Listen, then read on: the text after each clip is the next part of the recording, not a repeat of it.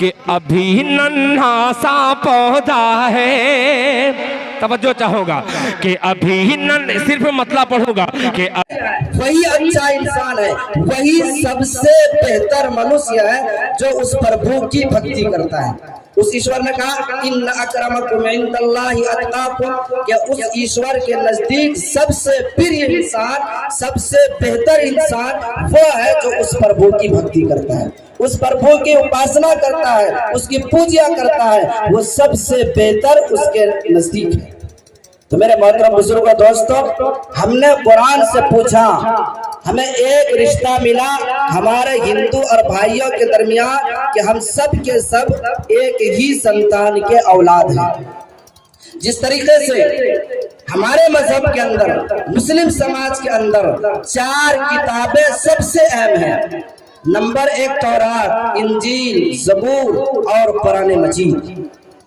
इसी तरीके से हमारे हिंदू भाइयों के यहाँ जो सबसे अहम किताबें मानी जाती है, जो सबसे मोहतम बिशान, सबसे अजीम किताबें मानी जाती है, वो भी 4 है। सामवेद, अथर्ववेद, यजुर्वेद, ऋग्वेद। उसी ऋग्वेद के अंदर एक मंत्र है, वो मंत्र मैं आपके सामने रखना चाहता हूँ।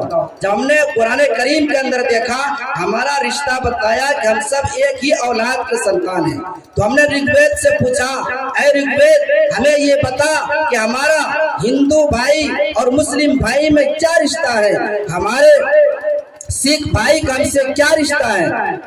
तो ऋग्वेद ने कहा जन मनु जातम, जन मनु जातम, कि सब के सब एक ही संतान के औलाद है, सब के सब एक ही संतान के औलाद है। और माँ भविष्य पुराण और दिगर जगहों के अंदर भी ये मंत्र है, यो माम जमना दिम चावे तिलोक महेश्वरम असम मोढ़ा समर्थी अशु सर्व पाप है परमुचियत है।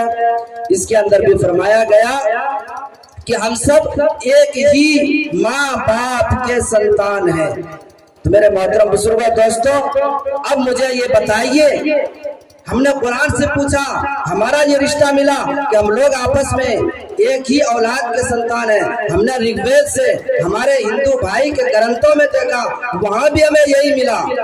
तो जाहिर सी बात है, आप लोग जरा हमको बताइए कि जब माँ बाप एक हो, माँ बाप एक हो और औलाद अनेक हो, तो उसका रिश्ता क्या होगा? उसका रिश्ता क्या होगा? अगर माँ बाप एक हो, उसके चंद लड़के हो, उसका रिश्ता क्या होगा? उन लड़कों का आपस में एक हो, भाई भाई का होगा। अगर माँ बाप एक हो, उसके 100 औलाद हो जाए तो उसका क्या रिश्ता कहलाएगा? भाई भाई कहलाएगा। 1000 हो जाए तब भी भाई भाई, लाख हो जाए तब भी भाई भाई, करोड़ हो जाए तब भी आपस में रिश्ता क्या कहलाएगा? भाई भाई। जब हमारे हिंदू भाई और मुस्लिम भाई इस बात को समझ लेंगे और इस बात को ठान लेंगे, नहीं हमारा रिश्ता तो भाई भाई का है, तो क्या आपस में कभी लड़ाई हो सकता है? कभी झगड़ा हो सकता है? कभी झगड़ा नहीं होगा। बल्कि जब हम अपने रिश्ते को पहचान लेंगे, हम तो भाई भाई है, जब हम अपने रिश्ते को पहचान लेंगे तो फिर अब आपस में मोहब्बत बढ़ेगी, प्यार होगा और लड़ाई झगड़ा खत्म होगा। लेकिन मेरे दोस्तों, फिर भी इस समाज के अंदर कुछ लोग ऐसे हैं, कुछ लोग ऐसे नफरती चिंटू हैं जो नफरत को फैलाते हैं, जो समाज के अंदर मोहब्बत के अंदर दरारें पैदा करते हैं। उसी के बारे में हमारे कबीर दास ने बड़ी अच्छी बात कही है। उन्होंने कहा, क्या है लोगों, याद रखना, आगे चलकर कुछ लोग आएंगे जो आपस में नफरत फैलाएंगे, कुछ लोग आएंगे जो इंसानियत को खत्म करने की बातें करेंगे, कुछ लोग आएंगे जो हिंदू और मुस्लिम के दरमियान लड़ाने की कोशिश करेंगे।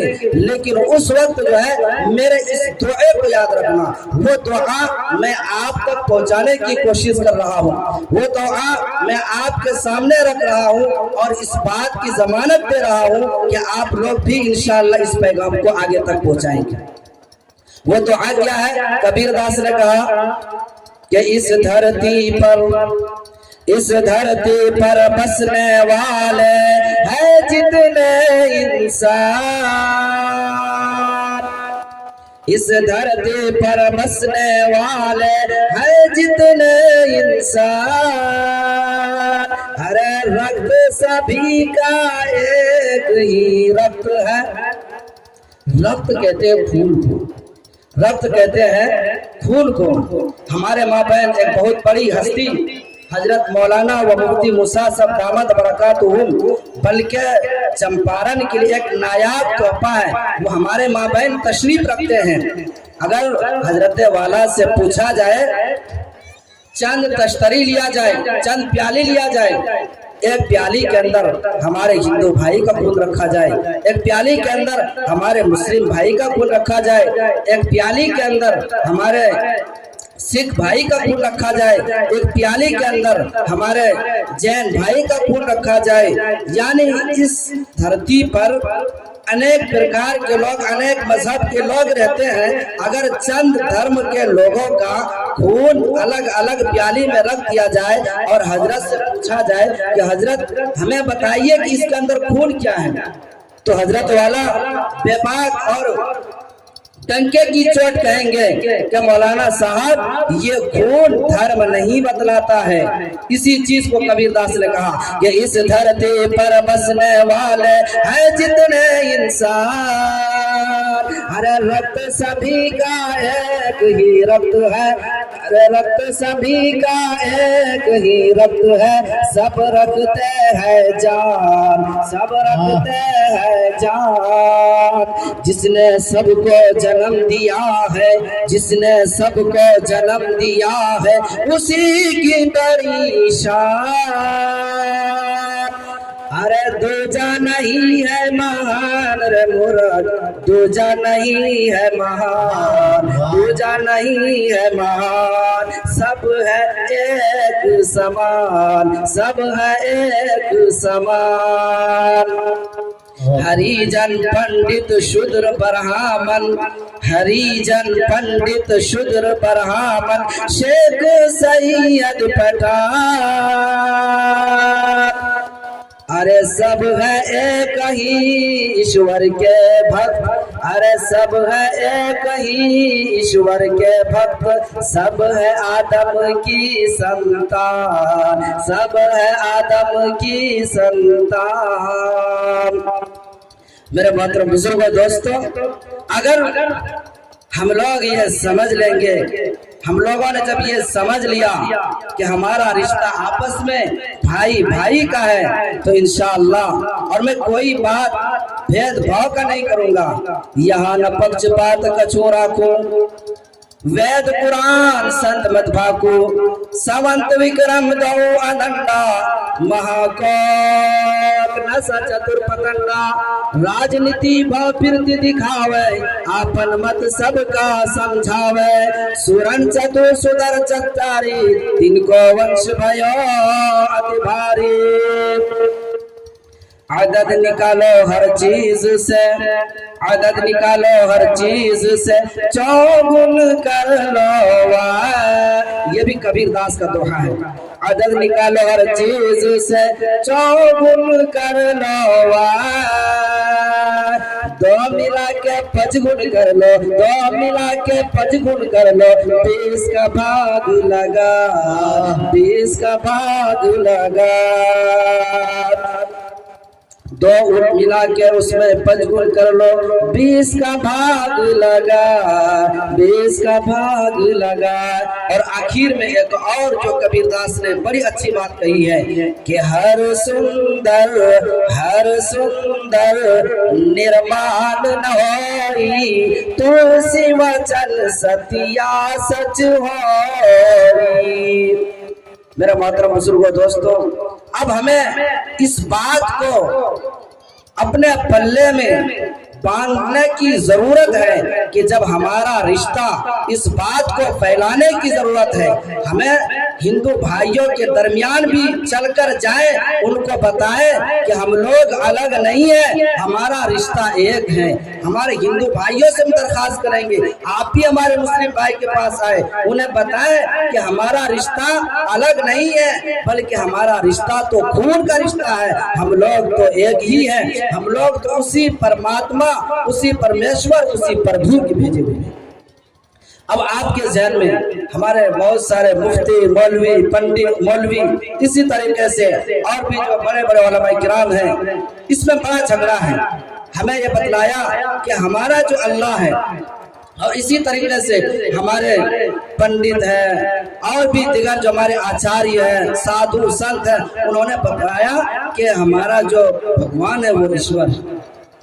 तो आखिर ये इस चीज को हम समझाने की भी कोशिश करेंगे, ये अल्लाह, ये ईश्वर, ये गॉड क्या चीज है। सबसे पहले हम ये समझ लें कि इस धरती पर जितने भी इंसान आए हैं, चाहे वो हमारे हिंदू भाई हो, चाहे वो हमारे मुस्लिम भाई हो, चाहे जिस धर्म के भी मानने वाले हो, जितने भी इंसान इस धरती पर आए हैं, कोई भी इंसान अपनी मर्जी से नहीं आया है, कोई भी इंसान अपनी मर्जी से नहीं आया है।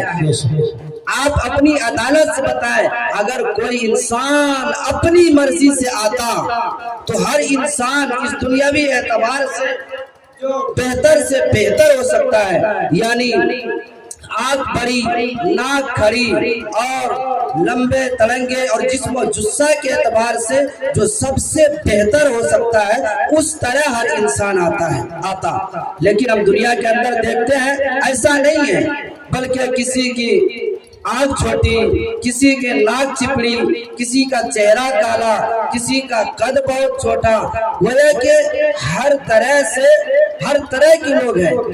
अब जाहिर सी बात है, हर इंसान अगर अपनी मर्जी से आता तो जैसा चाहता वैसा आता, लेकिन हम देखते दुनिया के अंदर ऐसा नहीं आया है। तो अब इससे पता चल रहा है कि आखिर कोई ना कोई है। हम और आपके इस धरती पर आने में मर्जी चली है। वो कौन है, आज हम उसकी भी पहचान करेंगे। वो कौन है जिसका अंश टुकड़े टुकड़े पर अधिकार है। वो कौन है जिसका आसमान पर कंट्रोल है, आसमान के नीचे तारे, सूरज, सितारे, उस पर कंट्रोल है, उसके नीचे जमीन, उस पर कंट्रोल है, और जमीन के नीचे पानी पर कंट्रोल है, और जमीन पर जितने भी चीज है, चरिंद परिंद, जीव जन जितने भी है, इस पर किसका कंट्रोल है, इसमें बड़ा मतभेद है। बाज लोगों का कहना है कि नहीं, इस धरती पर जो कंट्रोल है, जो इस धरती का भगवान है, वो श्री कृष्ण जी है। बाज लोगों का कहना है नहीं, श्री रामचंद्र जी है। बाज लोगों का कहना नहीं, गौतम बुद्ध है। बाज लोगों का कहना है नहीं, वो गुरु नानक है। बाज लोगों का कहना है नहीं, वो प्रोफेट मोहम्मद सल्लल्लाहु अलैहि वसल्लम है।